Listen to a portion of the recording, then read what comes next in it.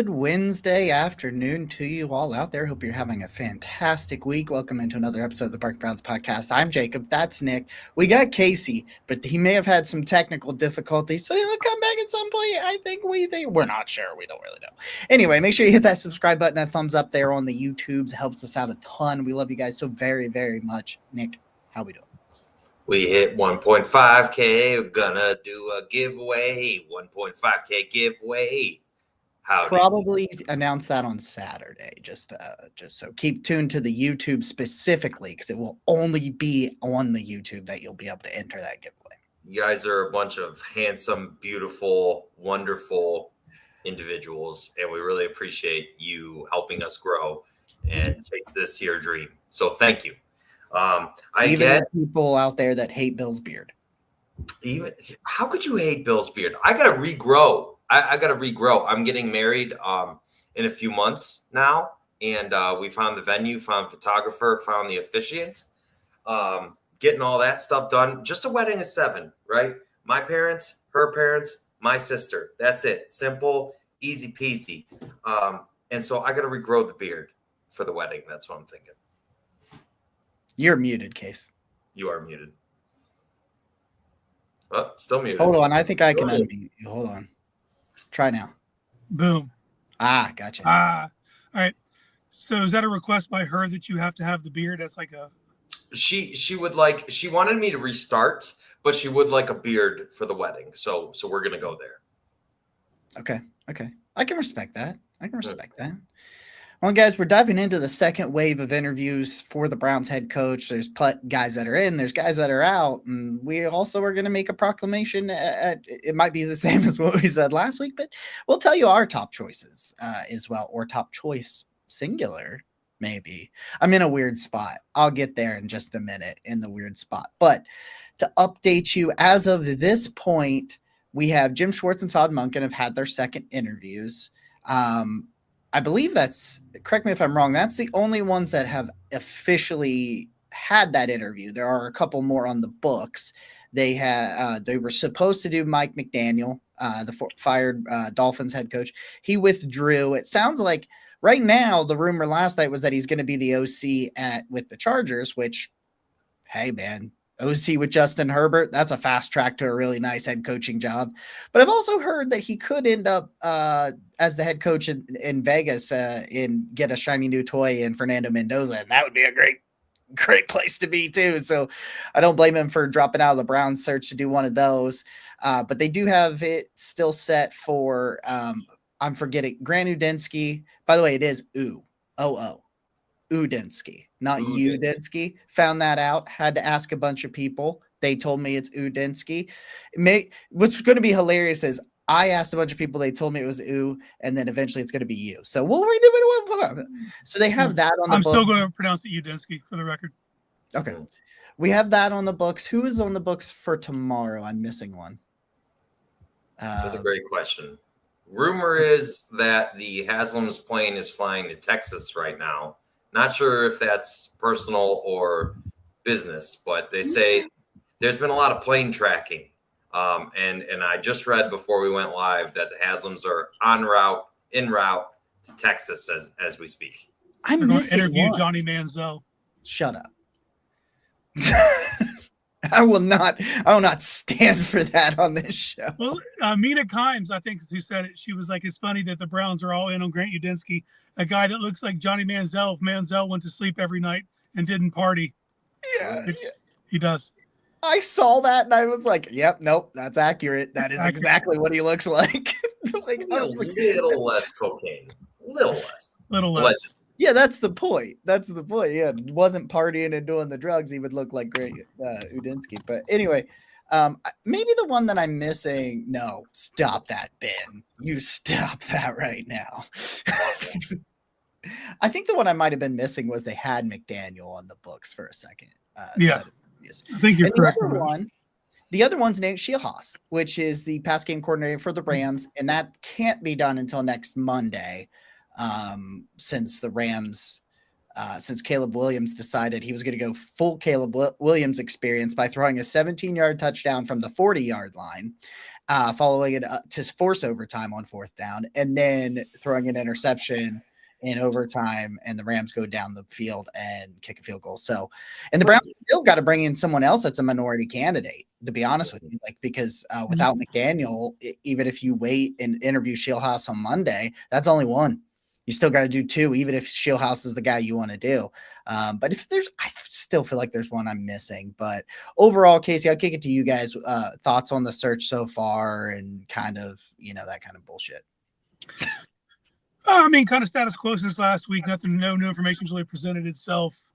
They're after some younger candidates. They've kicked the tires on some older veteran guys. It feels like that's not going to happen, much to MC's chagrin. The Schwartz Monken ticket doesn't feel strong right now. But, I mean, my dream's still alive. Until my dream is dead, it's Grant Udinski.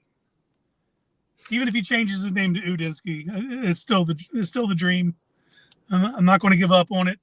And although Buffalo did request an interview, so there's other people on the trail, finally. I was surprised that he didn't get any, to be honest with you. And I get it. It's his age. But, the clips are out there. They're making their rounds. And, all the comparisons with McVay and all the things that you hear. So there's more traffic in that area. I would like to get this wrapped up. This isn't moving at the pace that I like. I feel like the musical chairs is starting to kind of situate itself. But to Nick's point in his short the other day, a lot of teams are going after defensive guys, which bodes well for at least the trail that the Browns are on currently. I will say this, though, when I was looking at odds 45 minutes ago, Grant Udinski 1, and then 2 was still Schwartz, 3 was Shieldhouse, 4 was Sean McDermott. McDermott's name has entered the chat as a long shot, so be interested to see who he comes knocking on his door. You know what? It would be good. It would be nice to see the Browns moving quickly just because there are so many other openings, right? Like, I know there's not 10 anymore, but at one point there were 10.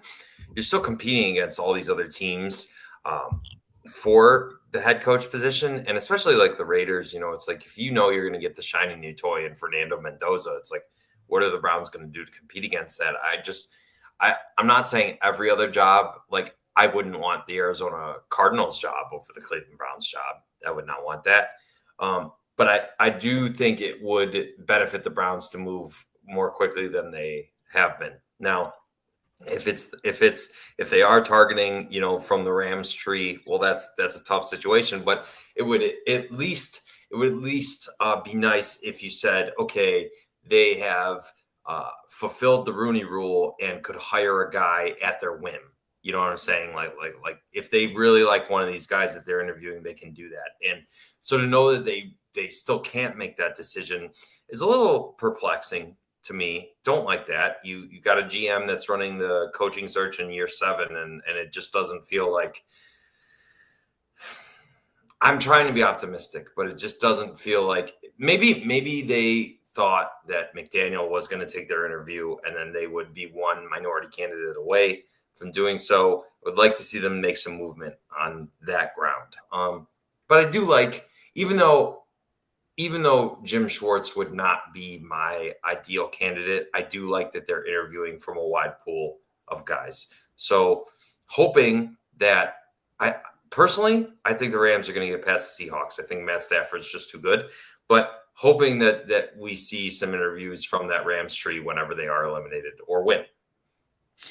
Yeah, I mean, that's a big thing, is that other teams are going to want not just Shieldhouse, but like Shula and LaFleur, and there's plenty of other assistants on that Rams team that are going. I would not be shocked if 2, maybe even 3 Rams assistants are head coaches next year. Like that would not be like Shieldhouse, LaFleur, and Shula. I could all see them being hired, all 3 of them, as head coaches. One thing I do think you're right that they did not expect this with McDaniel. I think they thought they would at least get the interview, rather or not they would get him to take the job or whatever. I do think they thought that I do think that was a wrench thrown in their plans that was kind of pretty unexpected. I do think that's a factual, and that sucks. But but one thing I do think about this, I am a little frustrated with the lack of a sense of urgency. I agree, because if Udinski comes in on Friday and you're like, yep, just like we thought when we interviewed him last week, Senior Bowl's a couple weeks. But just like when we interviewed him last week, it blows the doors off. We got to get this guy in here. You would like to be able to this late into the process. You really would. You're multiple weeks in there, and I get it.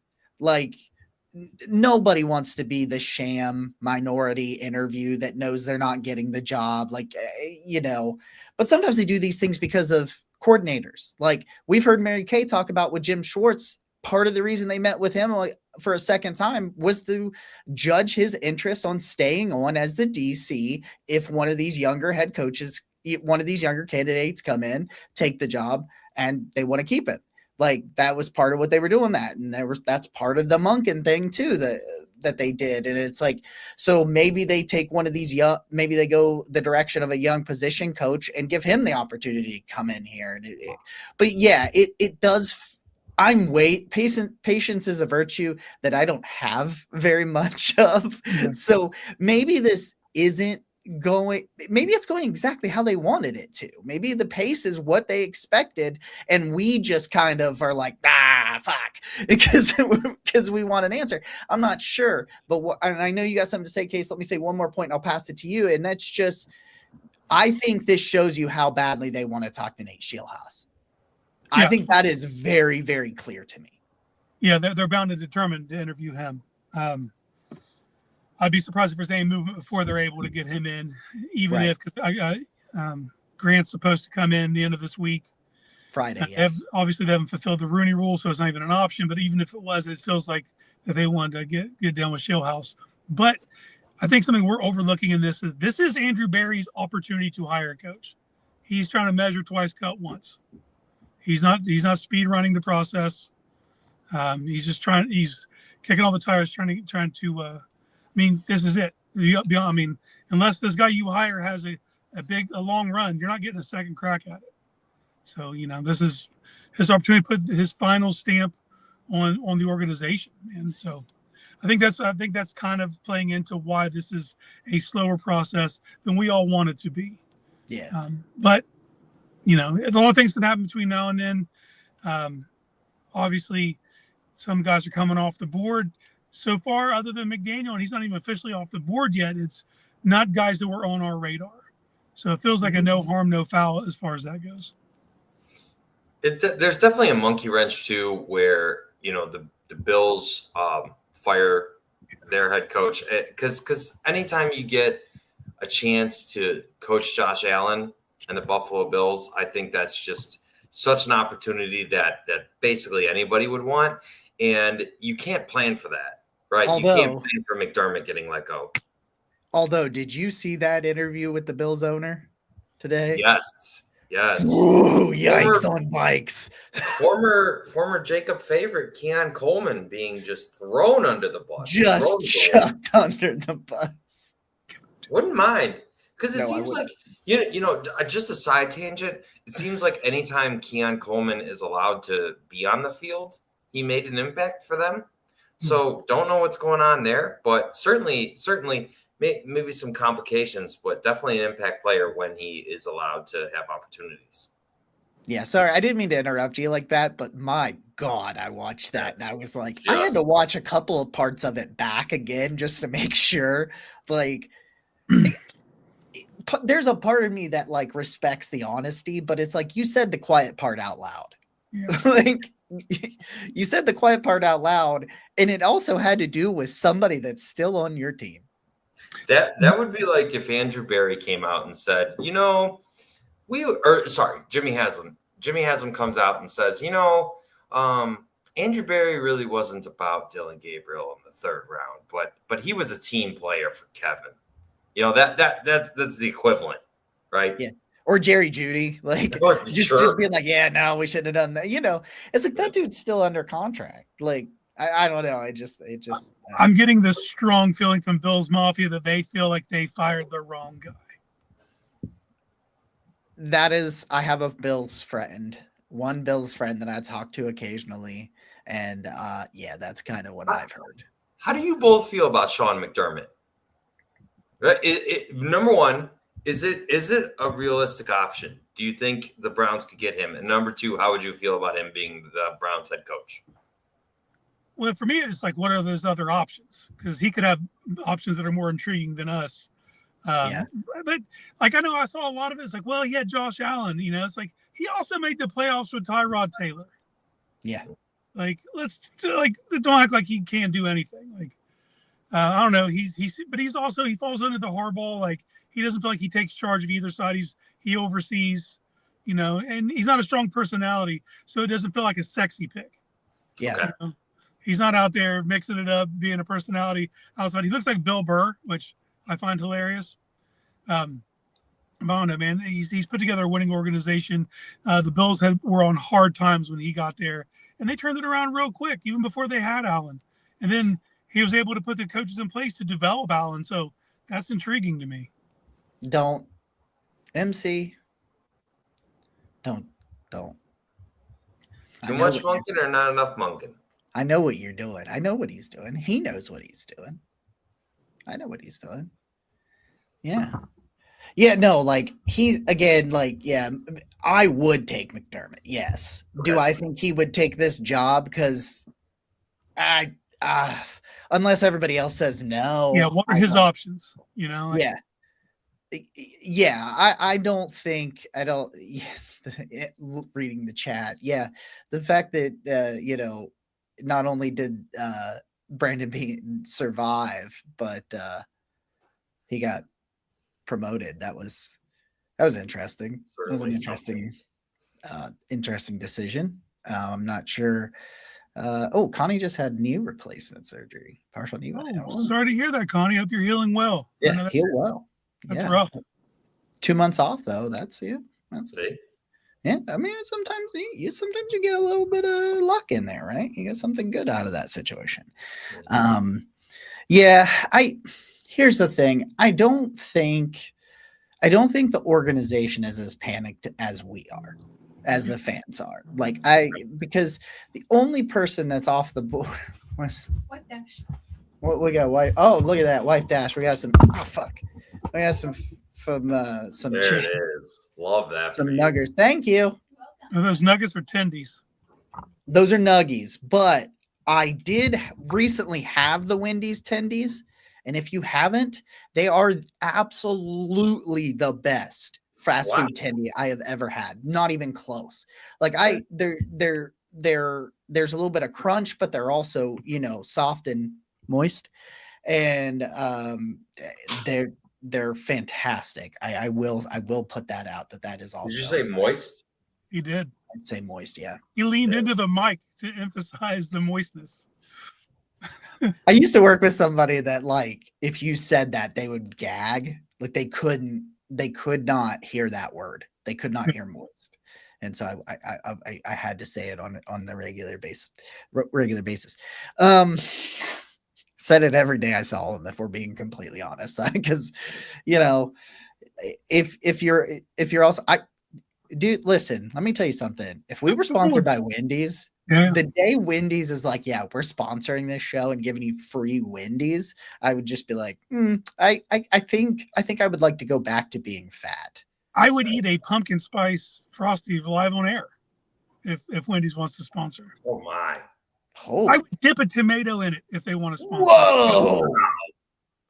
Pumpkin spice tomato. I'm trying to think about what that would taste like. I don't eat, and I like tomatoes. And I love pumpkin spice. I don't. Oh Lord. God, you're gagging yourself. You're the one who came up with it. Nobody. I'm trying to get sponsored, Jacob. I'm trying to show you the links that I will go to. This show is going off the fucking rails, and I'm not even sure how to rein this thing back in. Like, anybody that's new to the show is gonna be like, these guys, like, they're turning us off right now. We haven't talked about football in 5 minutes.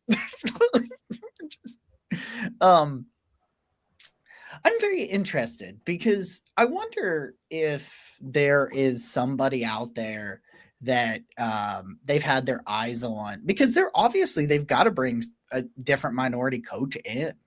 Like, and the question becomes, is it a complete sham or is it a dark horse that they had in the back of their mind that's now in the front of their mind because of McDaniel canceling his interview? That's one thing that I'm just wondering. I'm not concerned that it's going to end up being Schwartz. I really don't see it happening. Like, I just does not make sense to me. I know I've heard that Haslam likes more experienced guys, but like, if you want to turn this thing around, I think you've got to find an up-and-comer, because there's going to be a little bit of struggling, I think, as they try to figure out quarterback and whatnot, which would let that young coach kind of get his feet wet without a lot of pressure right away. Whereas Jim Schwartz, it's pressure right away. You're 60, right? They're going to be 60.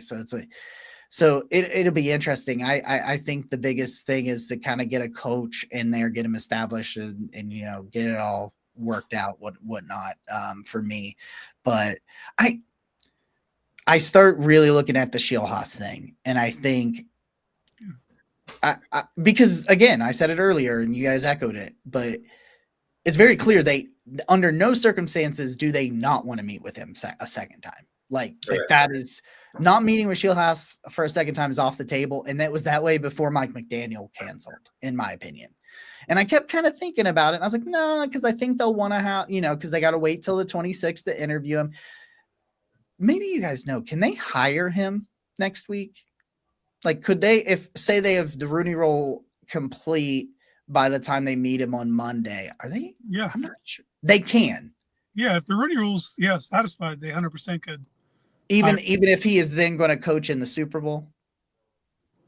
Yeah. He might not want that though. Like, you know what I'm saying? Like, okay. You look at what Gannon did when he was with Philadelphia. He interviewed and accepted the job, but they kept it under wraps until after the game was over. And then he got lambasted because the defense, kind of got beat up in the Super Bowl, even though he was interviewing for jobs all week. But it wasn't announced. I don't believe it was announced until after.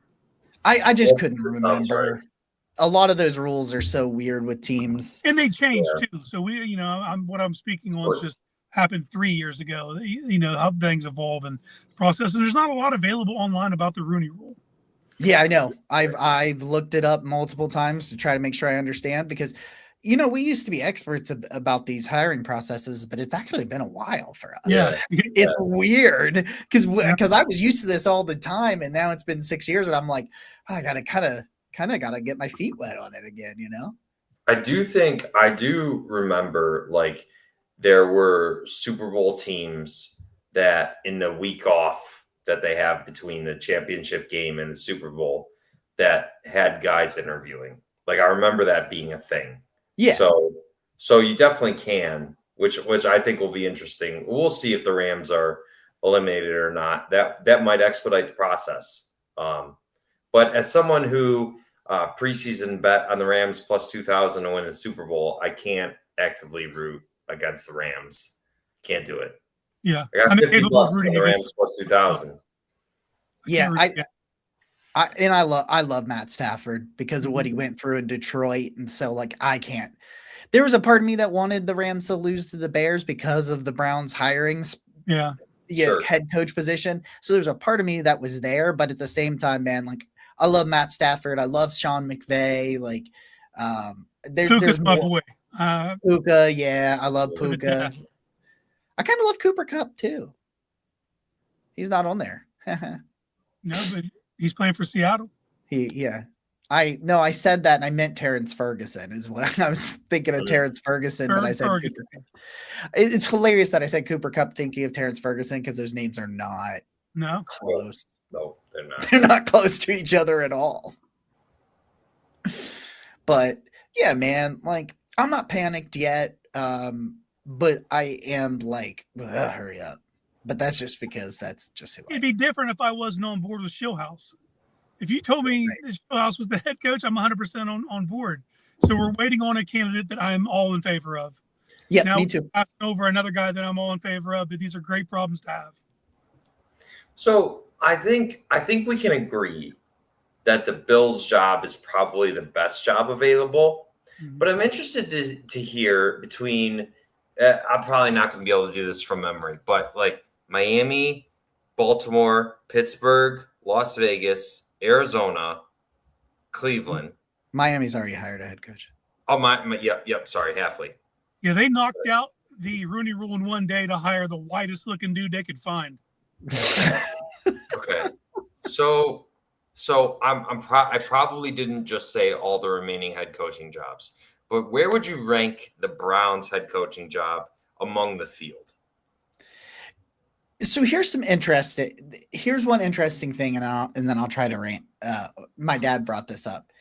Okay. Obviously, Buffalo and Baltimore, I think, are at the top, and that's because of the quarterback situation. Right.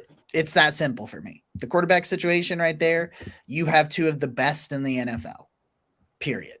People are going to get mad at me. I think you throw Pittsburgh in there because whoever gets hired there knows they're not getting fired. That's what my dad said. My dad was like, Pittsburgh's a really good job because they know they'll have a long time. Maybe their roster, they don't have a quarterback. Their roster isn't super great. It's not terrible, but it's not Super Bowl contender level, but it's playoff contender level. And if they can figure out quarterback next year, but they're going to get a long runway. So that kind of puts that up there. The Raiders are up there because of the number 1 overall pick, which I don't think the Raiders are that high. I'm not saying I'm putting them over the Browns. I'm just saying they have the appeal of Fernando Mendoza, and that is appealing to a young offensive coach. But so for me, I would say Pittsburgh, Baltimore, Buffalo. And then I think the Browns are somewhere in that next tier. I think they're in that next tier. I know those 3 are for sure above them. I'm not sure that any of the other jobs are above them that are still out there. That's my we'll get him back in a second. That's my personal opinion. Definitively those are above them, and then the Browns are somewhere in there with the rest of the group. Okay. Is it the Jets that need another head coach? No. I'm trying to think of the other team. I know I'm forgetting a team, but I can't remember right now. So it's such a weird hiring cycle, isn't it? Because of Pittsburgh and Baltimore. Yeah. So Pittsburgh and Baltimore, Arizona needs one. Vegas needs one. Right. Who am I forgetting? Buffalo. Well, I said Buffalo. Yeah. Fuck. I don't know. We're forgetting someone. We are definitely forgetting someone, but I can't remember who right now. So professional. Regardless of that, I think Pittsburgh's and Cleveland's job are somewhere because I mean, I know Pittsburgh's reputation. They also did give Kevin Stefanski 6 years. It's not like they didn't. I think Haslam's shown growth and patience. Yeah. So I don't know. I definitely think Baltimore and Buffalo are the top 2 jobs because those 2 teams are ready to compete right now. Like you get that job and you say our aspiration is a Super Bowl with a straight face, and nobody can knock you for that. You know what I'm saying? So real quick, we only got a couple of minutes. Casey, you answer that question, then we're going to go round robin on who our top candidate is, so we can wrap this thing up. I'm about to re-ask the question. Where do you rank them amongst the opening jobs? Or you could do the cop-out answer I did and just put the ones that are above them. I mean, obviously, I do think that's tier 1. And I think everyone else is kind of grouped together. And you could all point holes in every one of them, the organization. Yep. You know, for the Raiders, it's Mark Davis. Like, it's, you know, like, if we're just looking at it from an owner perspective, that dude's flaky, you know. Well, there we go. But above Arizona, sorry, I got phone calls coming in. I have to be somewhere. Above Arizona, for sure. But I get any. That's the reason I want to go young. I don't want to go vet right now. I think that that's a placeholder, you know. So I want a young guy anyway, man. I want someone who wants you to take a chance. You know, take a chance on them. They're taking a chance on you at the end of the day. For me, Udinsky, Shielhaas, that's my list. One of those two guys is mine. Nick?